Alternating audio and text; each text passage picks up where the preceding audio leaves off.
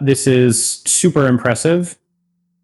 Mobius Labs used extreme low-bit 2 and 1-bit quantization of pre-trained models with HQQ Plus to fine-tune Llama 2.7b model. They used randomly selected 10K samples for the 2-bit and 25K samples for the 1-bit model. HQQ Plus is the adaptation of HQQ, which utilizes a low-rank adapter to enhance its performance.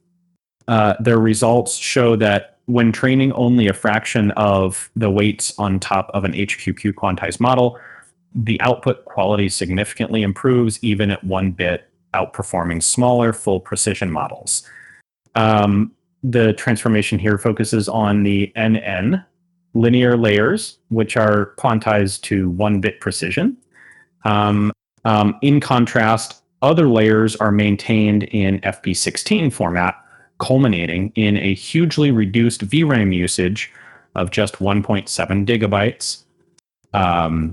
They provide comparative analyses between the FP16 baseline and its 1-bit and 2-bit quantized counterparts. On to key observations from this entire project. First, on the 1-bit. Directly applying 1-bit quantization to smaller models, like on the Llama 2.7b model, it yields suboptimal results.